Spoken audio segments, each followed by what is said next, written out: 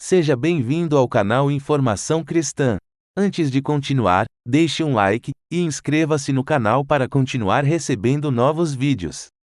Muito obrigado e que Deus te abençoe.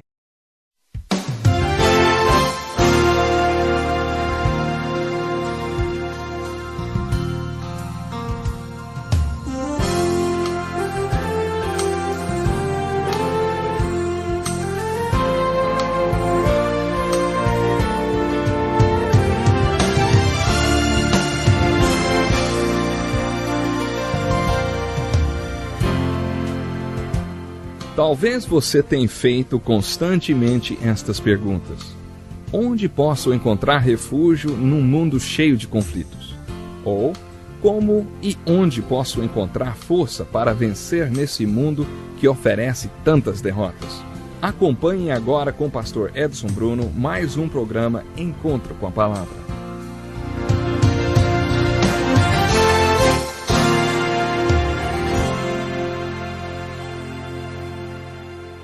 Bem-vindo ao Encontro com a Palavra, um programa feito para ajudá-lo a compreender a Bíblia e a aplicar suas verdades na sua vida. Fico feliz e honrado por você ter escolhido estar com a gente hoje. Se você puder, convide outras pessoas para se juntarem a nós nesses estudos. No Salmo 119, versículo 160, temos um relato sobre as Escrituras que diz o seguinte: As tuas palavras são em tudo verdade, desde o princípio. Isso quer dizer que quando viermos até as Escrituras procurando pela verdade, devemos procurar pela verdade plena. Não qualquer verdade, a grande verdade, o âmago, a essência de toda a verdade. O que Deus quer dizer com isso? Qual é a completa e conclusiva mensagem de Deus aqui? No mesmo espírito, abra sua Bíblia e leia vários livros, especialmente o Novo Testamento, procurando pelo que podemos chamar de o argumento do livro. Livros como Romanos e Hebreus têm um argumento interessante. Eles têm uma tese que está por toda parte do livro, da primeira à última palavra. Antigamente, até o século XVI, não existia essa divisão de capítulos e versículos na Bíblia. Um cardeal católico romano chamado Caro foi quem dividiu a Bíblia em capítulos no século XVI. Isso significa, como você já deve ter notado, que o apóstolo Paulo nunca ouviu falar em 1 Coríntios capítulo 10, verso 13, porque quando ele escreveu a carta de Corinto, ele não sabia que ela seria dividida em capítulos e versículos séculos mais tarde. Às vezes os capítulos e versículos são muito úteis e convenientes, mas às vezes eles podem quebrar a sua linha de raciocínio e fazer com que você perca a verdade que o autor do livro está tentando mostrar. Por isso, tente encontrar o argumento do livro. Sempre considere o contexto das passagens da Escritura. Uma das melhores maneiras de mentir é disfarçar a verdade, ou relatar a verdade fora do contexto, ou ainda, contar apenas uma parte da verdade. Mudando o contexto das Escrituras, você pode usá-las para provar qualquer coisa que quiser, qualquer ponto de vista.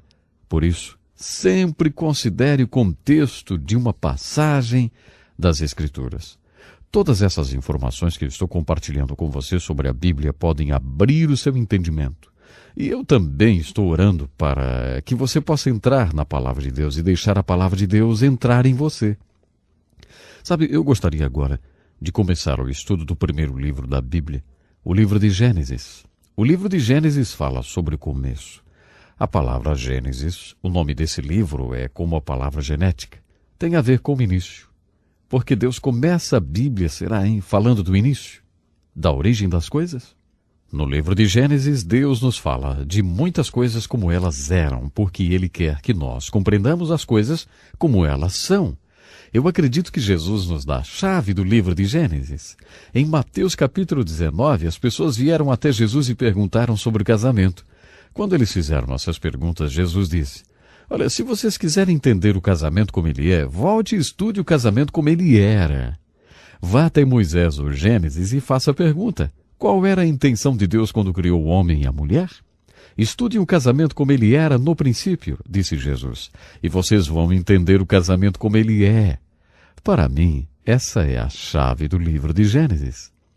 Sabe, eu acredito que devemos abordar o livro de Gênesis a partir dessa perspectiva.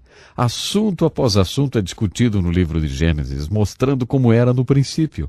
À medida que você encontrar esses assuntos no livro de Gênesis, leia e se faça essas perguntas. Deus, o que é que tu estás descrevendo aqui como era no princípio? Para que eu possa apreciar e entender como isso realmente é. Eu gostaria de sugerir que você faça uma leitura geral do livro de Gênesis a partir dessa perspectiva. Primeiramente, no livro de Gênesis, Deus nos fala pouco sobre a criação e como ela aconteceu. Como já mencionamos, existem 1189 capítulos na Bíblia e somente 1,5 capítulo tratam da criação. Mas se você conversar com algum intelectual sobre a Bíblia, você acaba achando que a questão da criação é o único assunto do qual a Bíblia trata. Ela trata da criação muito rapidamente, pouco, apenas 1,5 capítulo. Mas por que, afinal, a Bíblia fala sobre a criação? Porque Deus nos conta um pouquinho sobre a criação? No livro de Gênesis, creio que Deus nos revela um pouco sobre como foi a criação, porque Ele sabe que um dia, assim como Davi, chegaremos a um lugar onde iremos sentir necessidade de um ato de criação bem dentro de nós. Davi falhou miseravelmente e quando ele fez isso, ele orou assim: cria em mim um coração novo, ó Senhor, e renova o meu espírito. O que Davi estava dizendo no Salmo 51:10 era simplesmente isso: Deus, eu preciso de um ato de criação no meu coração. Se o Senhor não criar alguma coisa em mim que não estava em mim quando eu nasci, eu vou falhar de novo e de novo e de novo. Deus, eu preciso de um ato de criação. Quando Jesus falou sobre o nascer de novo, ele disse: você precisa nascer novamente, porque o que nascer da carne é apenas carne. Quando os apóstolos comentaram sobre o ensinamento de Jesus sobre nascer de novo, eles chamaram essa essência de criação. Quem estiver em Jesus Cristo, nova criatura é, as coisas velhas já passaram. Eis que tudo se fez novo. Deus fez um ato de criação no coração do homem que nasceu de novo. Essa é a criação como ela é.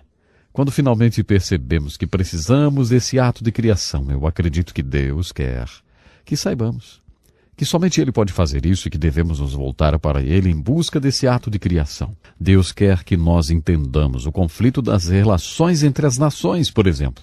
Ele quer que entendamos o conflito como ele é de fato. Por isso o capítulo 4 do livro de Gênesis fala sobre o conflito como ele era no princípio. Do capítulo 6 ao 9 de Gênesis, Deus fala sobre a catástrofe como ela era no princípio. Então entenderemos a catástrofe como ela é hoje. Deus destruiu o mundo inteiro. Isso foi chamado de dilúvio. Nos capítulos 6 a 9 encontramos a história de Noé e o dilúvio. Esse é um bom ponto para descobrir que o melhor comentário sobre a Bíblia é a própria Bíblia.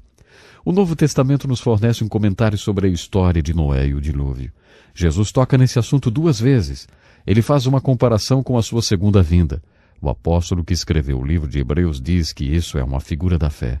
O autor de Hebreus se concentra na fé de Noé e diz que essa é a lição que devemos aprender dessa história de catástrofe. O apóstolo Pedro compara o dilúvio com a salvação. Ele diz que Noé abria a arca para as pessoas e dizia: você pode entrar nessa arca e ser salvo. Esse é um grande símbolo daquilo que chamamos hoje de salvação. Quando lemos sobre Noé e o dilúvio, estamos lendo sobre a catástrofe como ela era no princípio. Faça-se essa pergunta: o que é que está sendo descrito aqui? O que é que Deus quer que eu entenda com isso? Eu creio que você verá a aplicação dessa história na sua vida. No livro de Gênesis temos também a aliança entre Deus e o homem. É o fenômeno de Deus vindo até o homem para fazer uma aliança. Isso acontece ao longo de toda a Bíblia. Quando Jesus encontra os apóstolos, ele diz: siga-me, e eu o farei, siga-me. Essa é a sua parte. Eu o farei. Essa é a minha parte. Isso é uma aliança, um acordo. Deus faz alianças assim com a gente. Esse é o significado da expressão Velho Testamento, a antiga aliança, e da expressão Novo Testamento, que significa a nova aliança. A velha aliança é: creia em mim quando eu digo que vou fazer algo a respeito da separação entre o homem e Deus, porque Jesus está vindo. A nova aliança é: Creia em mim quando eu digo que fiz algo a respeito da separação entre o homem e Deus, porque Jesus veio. Deus quer que entremos em uma aliança de fé com Ele. Uma aliança como ela era no princípio, pois assim poderemos entender a aliança como ela é. Isso aparece no livro de Gênesis capítulo 9, no fim da história do dilúvio. No 11º capítulo de Gênesis temos uma história muito interessante. Vemos os homens se reunindo. Deus olha para baixo e diz: olha aqueles perversos se juntando, unindo suas tecnologias e seus cérebros, achando que se estiverem unidos não há nada que não possam realizar. Então Deus disse: acho que vou acabar com isso. Então ele desce e destrói tudo. Na história da Torre de Babel, o que Deus está tentando nos mostrar? Acho que ele está nos mostrando algo muito significativo. Parece que por séculos Deus esteve impedindo o homem de se unir e expandir sua tecnologia. Deus deliberadamente confundiu todos eles. Ele dividiu as línguas para que não fosse possível a comunicação. Não é interessante que agora, no século XXI, parece que Deus tirou o pé do freio e permitiu que o homem se unisse novamente? Sabe, comunicação, transportes e tecnologia, isso tem unido o mundo inteiro. Não há quase nada que o homem não esteja fazendo com a tecnologia. Hoje ele tem o poder para destruir a si mesmo, resultado da união dos cérebros. Na Universidade de Princeton, durante a Segunda Guerra Mundial, um grupo de pessoas das mais inteligentes do mundo se juntou para fabricar a bomba atômica. Agora, a tecnologia humana realmente resultou em algumas coisas fenomenais. É interessante quando voltamos ao livro de Gênesis. Quando o homem começou a se unir, Deus disse: espere aí. Tem algumas coisas que eu quero fazer primeiro. Ele então enviou Abraão, e daí temos aquele período de 2000 anos da história. Então, mais tarde, Deus parece estar tirando o pé do freio e dizendo: tudo bem, vá em frente, juntem-se, façam o que quiserem. Será possível que o mundo gire para cima ou para baixo, dependendo da nossa filosofia, porque Deus permitiu que o homem se juntasse? O que Deus nos diz no 11º capítulo de Gênesis? Quando lemos Gênesis capítulo 12, encontramos 3 personagens: Abraão, Jacó e José. Deus nos diz muita coisa através do estudo dos personagens. Deus quer que entendamos a fé. A fé é muito, muito importante. Por isso Deus nos conta a história de um homem chamado Abraão.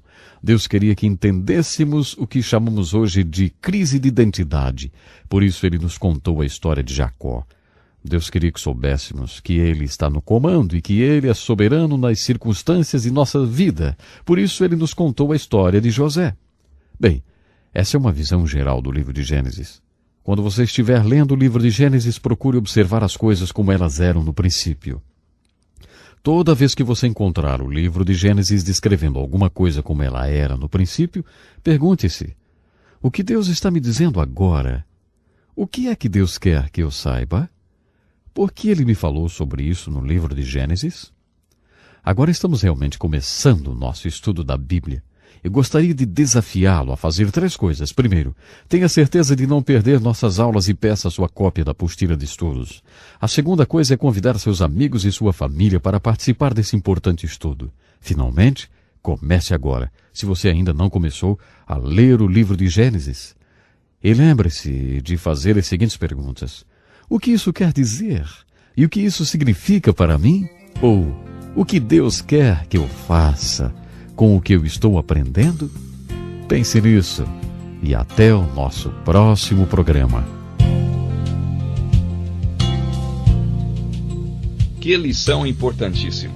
Obrigado, Pastor Edson Bruno. Prezado ouvinte, coloque em prática o que você ouviu aqui. Sem dúvida, sua vida será grandemente abençoada. Este é um estudo escrito pelo Dr. Dick Woodward, na voz do Pastor Edson Bruno. Escreva-nos e solicite o material. Nosso endereço é Encontro com a Palavra, Caixa Postal 2011, CEP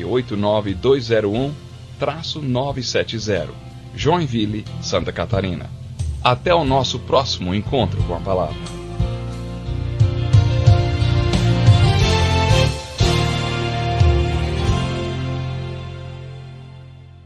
Obrigado por ter assistido um vídeo do nosso canal Informação Cristã. Esperamos que ele tenha edificado a sua vida e também da sua família. Pedimos que por favor se inscreva no nosso canal, dê um like e compartilhe esse vídeo para o maior número de pessoas. para que elas também sejam edificadas e alcançadas pela palavra do nosso Deus. Que Deus te abençoe e até o próximo vídeo.